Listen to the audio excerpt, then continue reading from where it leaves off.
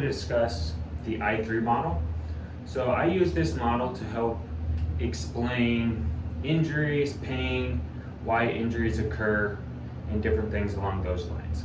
If you've been a patient of mine, you've heard me talk about this probably, and it's something that I think helps people understand why injuries happen, how to get out of this cycle of injury, and ultimately how to reduce your risk of an injury in the future.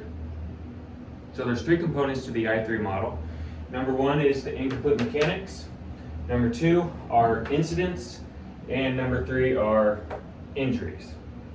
So when we have injury, when we have pain, this is how I like to describe the reason for that. So number one, what happens, there's some type of incomplete mechanics that's going on that puts us at a higher risk for injury. So there's something with how we're moving, our training volume, our stress in our life that all adds up or builds up and results in incidents. So an incident is when we have some aches, a little bit of pain, maybe we feel extra tight, or just have some little problems that come up and then they resolve relatively quickly. Those are what I like to call incidents. They're not a full-blown injury, they don't stop you from doing the things you love. They're just little aches and nags that we've all experienced at some point in our life. After that, what can occur is an injury. So if we have these incidents that keep happening over and over again, sometimes they get so severe and it results in an injury. So an injury is when we have kind of that constant pain, or we have pain every time we try and do something.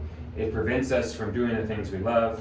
It stops us from running, lifting weights, performing our sport, anything like that.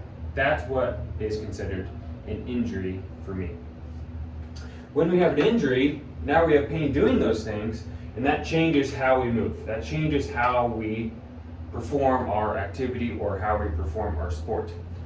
Ultimately, that results in a change in our mechanics. So then we're still in this incomplete mechanic cycle, okay? So when we have bad mechanics, an incident can occur. If we keep having incidents that occur, at some point, we're most likely gonna have an injury. And then we just continue in this cycle. So what I like to do in order to get people out of that cycle is to address this big thing up here, address their mechanics. Now mechanics aren't just how you move, it's your training volume, it's your stress management, it's your sleep, it's your hydration, it's all those different things. I consider that mechanics, okay? So that's what we have to address. We, yes, definitely have to address how you move, how are you squatting, lunging, running, all of those different things, but there's other aspects of it that we have to address that play a role in your recovery, play a role in your injury risk, play a role in how well you perform in your sport or in your life, okay? So to me, addressing the mechanics of all those things, that plays a big important role in reducing your incidents and reducing your risk for injury. And that's the I-3 model.